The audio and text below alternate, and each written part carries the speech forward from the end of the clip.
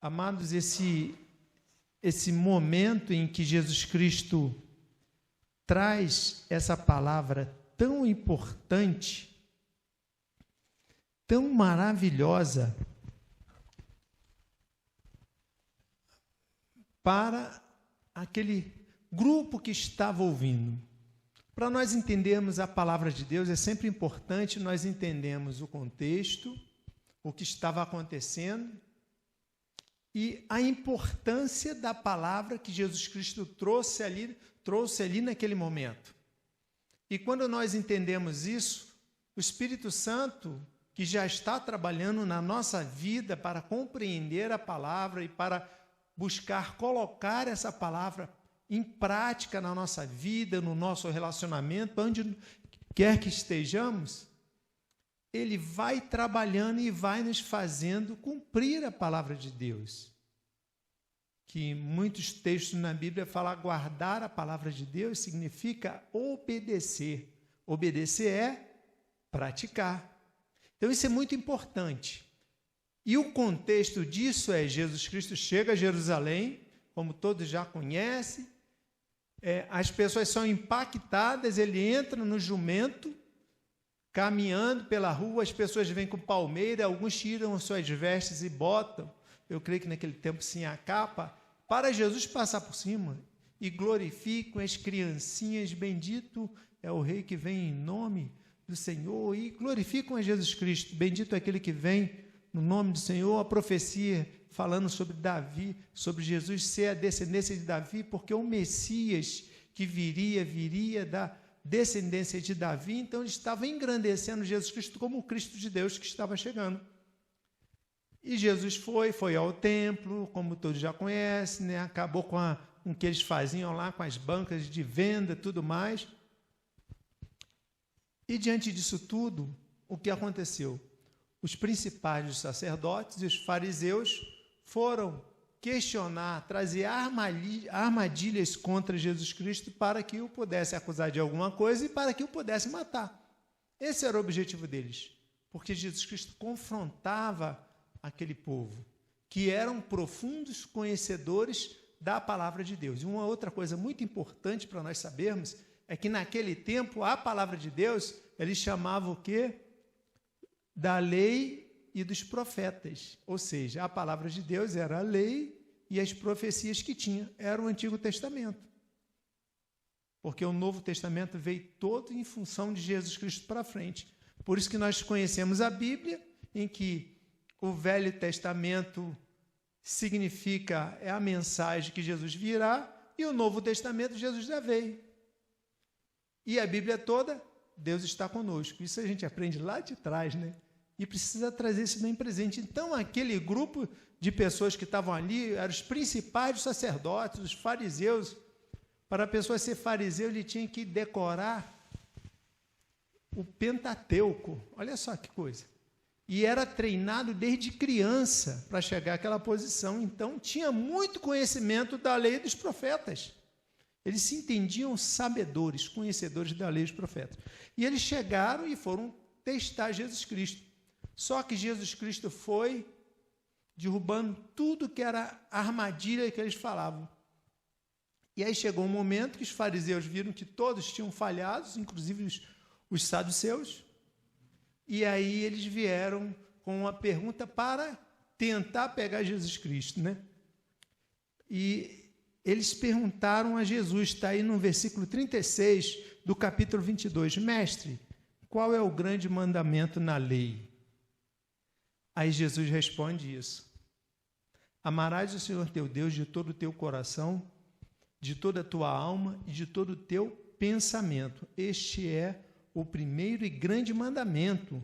E o segundo, semelhante a este, é amarás o teu próximo como a ti mesmo. Aí Jesus completa.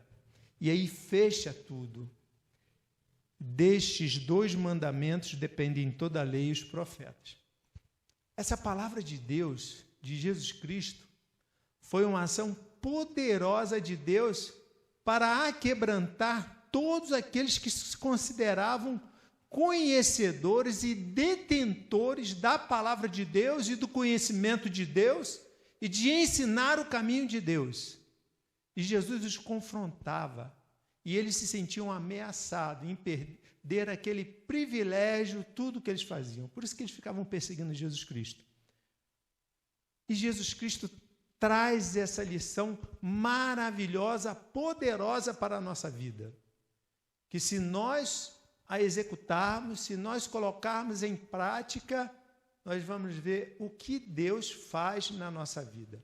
Porque essa palavra que Jesus Cristo falou mostrou que em se relacionar em amor com Deus dessa maneira, se forma uma intimidade profunda de cada um de nós para com Deus. E o que Jesus estava falando para eles? Jesus estava falando para eles que eles estavam sendo religiosos, no cumprimento de tudo o que a palavra de Deus até então falava. Eles estavam sendo religiosos, eles não estavam tendo um relacionamento de intimidade com Deus, mas se acostumaram e como que se distanciaram de tudo o que a Bíblia falava. E aí estavam buscando colocar em prática, mas de uma forma religiosa, não em função de um relacionamento de intimidade com Deus. Um relacionamento profundo de intimidade com Deus. Então aí nós já tiramos a primeira lição. A Bíblia é a palavra de Deus, nós precisamos obedecê-la. Mas para nós conseguirmos obedecer a palavra de Deus, só vai acontecer se nós desenvolvermos um relacionamento de intimidade profunda com o Senhor Deus. E isso é muito importante. Nós falamos que a igreja é o que de Cristo? O corpo. Cristo é a cabeça, não é isso? E nós podemos fazer uma análise do corpo de Cristo com o nosso corpo humano. Vamos lá. Quando a pessoa tem alguma enfermidade em que faz com que os glóbulos brancos comecem a atacar algum órgão, se não houver um tratamento para curar isso, essa pessoa vai acabar falecendo. O corpo vai morrer. Por quê? Porque o próprio corpo está lutando contra ele mesmo. Então a gente começa a entender que para sermos corpo de Deus eficiente, para que Deus, através do nosso relacionamento de intimidade com Ele, faça com que as pessoas venham, faça com que a igreja caia na graça da comunidade, e a comunidade seja impactada com a vida de cada um de nós no meio deles, de tal forma que eles vão querer saber o que está acontecendo aqui. Sabe o que eles vão fazer? Eles vão vir para cá e vão sentir o poder de Deus sendo manifesto aqui. Parece até que nós ainda estamos na semana do avivamento, não é? É. Porque para ter o avivamento, relembrando o que se foi falado, é necessidade de ter intimidade profunda com Deus. Muitas vezes nós queremos fazer tantas coisas na obra do Senhor, mas eu falo para vocês, amado, muitas vezes nós nos preocupamos mais com a obra de Deus com que o Deus da obra. Entramos no ativismo, aí entramos numa religiosidade. Mas o que Deus mais importa para conosco é que haja intimidade profunda de cada um de nós com Deus. E é isso que está falando esse mandamento. Essa intimidade profunda nos faz compreender melhor a Deus, sem ter dúvidas. Isso não só acontece com vocês, acontece comigo. Senhor, o que o Senhor está querendo para mim? O que o Senhor quer que eu faça? Não é assim? Eu vou orar? Sim. A oração traz intimidade, eu vou estudar a palavra, sim, mas essa intimidade precisa produzir em nós um relacionamento muito profundo. Vamos dar um outro exemplo aqui, que é bom trazer os exemplos da nossa vida humana, que a gente faz alguma comparação. Por exemplo, imagine uma pessoa que você conhece bem, que você gosta de conversar com ela, que você fala das suas necessidades com ela, ela fala das necessidades com vocês. Aí quando você tem essa amizade assim profunda, de intimidade de relacionamento, quando essa pessoa chega, ela não fala nada, mas você olha para o semblante dela, você descobre que ela não está bem, ou está muito alegre que alguma coisa aconteceu. Ela precisou falar? Não, mas você viu. E quando vai conversar, que ela começa a falar alguma coisa, você sente que aquela conversa está diferente. Você começa a notar que a pessoa está angustiada com alguma coisa, não é? Isso se chama intimidade. Vocês entenderam agora o que Deus quer com a gente? É intimidade. A nossa intimidade com Deus é mais importante do que o serviço que nós fazemos por Ele, ou com Ele. Por quê? Porque quando nós fazemos o serviço de Deus sem ter intimidade com Ele, de repente nós estamos fazendo alguma coisa que Deus não está querendo que a gente faça. E nós sempre vamos estar aprofundando nessa intimidade. Enquanto estivermos aqui, não chegaremos nunca à intimidade máxima, nós só chegaremos à intimidade máxima com Deus quando nós estivermos na presença dEle, na glória, que o veremos como Ele é. Mas enquanto estamos aqui, faremos isso. Para não fugir do contexto, era isso que Jesus Cristo falou, usando aquela pergunta capciosa daquele fariseu, e mostrou para eles: vocês precisam ter intimidade com Deus. Vocês não têm intimidade com Deus. Porque se tivessem, não estariam fazendo isso. E nem estariam fazendo isso com o próximo. Porque vê o mandamento: amarás o Senhor teu Deus de todo o teu coração, de toda a tua alma, de todo o teu entendimento ou pensamento. É o primeiro e grande mandamento. E igual a esse, amarás o próximo como a ti mesmo. E aí ele mostra para aqueles homens o quê? Destes dois mandamentos, amar a Deus de todo o teu ser e ao próximo como a ti mesmo, depende toda a lei e os profetas. E para nós hoje, depende a palavra de Deus. A palavra de Deus para nós aprendermos, para nós colocarmos em prática, para nós vivenciá-la. Nós precisamos amar a Deus dessa forma. E precisamos amar o próximo dessa forma. O que ele está falando aqui, Jesus Cristo está falando de comunhão. É comunhão minha com o Márcio, Lindeleia, com a Shirley, com vocês e vocês comigo. A Bíblia diz que se nós falamos que amamos a Deus e não amamos ao próximo, aos nossos irmãos, estamos mentindo, porque Deus é amor. E se nós amamos a Deus, a consequência é nós amarmos os nossos irmãos, nós termos comunhão com eles. Isso é muito profundo. Veja que lição maravilhosa Deus trouxe para aqueles homens que estavam tentando persegui-lo, tentando questioná-lo, tentando neutralizar tudo que ele estava fazendo. Só que não ficou para eles. Vem para nós também.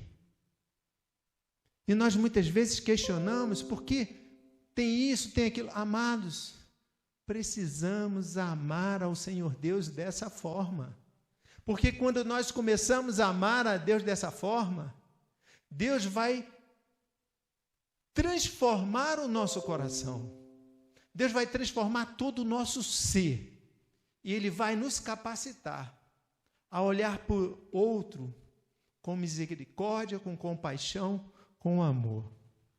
E ser instrumento nas mãos dEle de mudar a realidade daquela vida.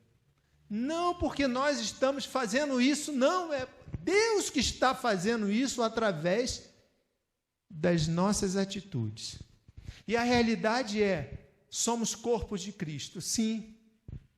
Então, cada um de nós também tem uma função. Deus nos traz para a igreja, toda pessoa que Deus traz, que se converte, que vem para a igreja e se agrega, ela se torna um órgão do corpo de Cristo, que é a igreja, ela vai ter uma função. E a função que ela vai ter não vai ser para destruir o outro órgão, vai ser para viver em comunhão, em união, unidade, para o crescimento do corpo. E assim Deus é que vai dando a capacitação. Uns na mídia, outros no louvor, outros na oração, outros no evangelismo, no cuidado das crianças, na diaconia, em tudo.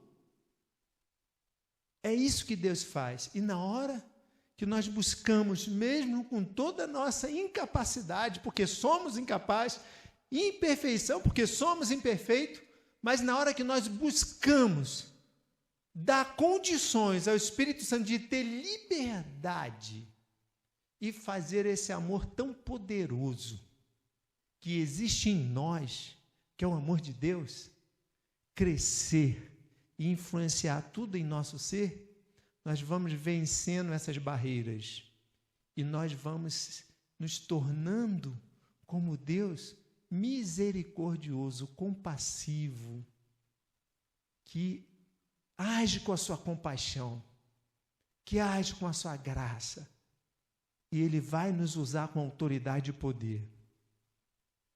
E as pessoas vão ser impactadas. Não são as que estão aqui, as que estão lá fora. Lembra da igreja primitiva? Como a Bíblia disse, e a cada dia o Senhor Deus acrescentava à igreja aqueles que haviam de ser salvos, não é?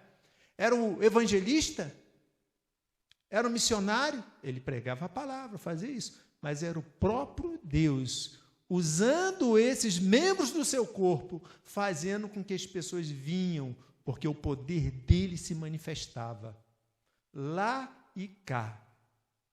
Então, amados, nós precisamos buscar, orar, clamar ao Senhor para amá-lo dessa forma, com todo o nosso ser.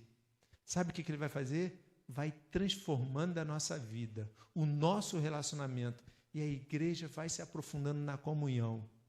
A comunhão tão poderosa de Deus pela ação do Espírito Santo. E saibam disso. Algumas pessoas pensam assim, eu recebi Jesus Cristo como Salvador porque eu amei a Deus. Não, não foi. Foi porque Deus nos amou. E quando Deus nos ama, Ele ama toda a humanidade. Ele trabalha na nossa vida e trabalha na vida de toda a humanidade, nos usando como servos deles. Mas a pessoa só consegue receber a salvação no momento que ela se arrepende da transgressão que ela vivia contra Deus, do pecado na vida dela. E ela recebe a salvação não pelo medo de ir para o inferno, mas por causa da manifestação da graça e do amor de Deus que ela compreendeu.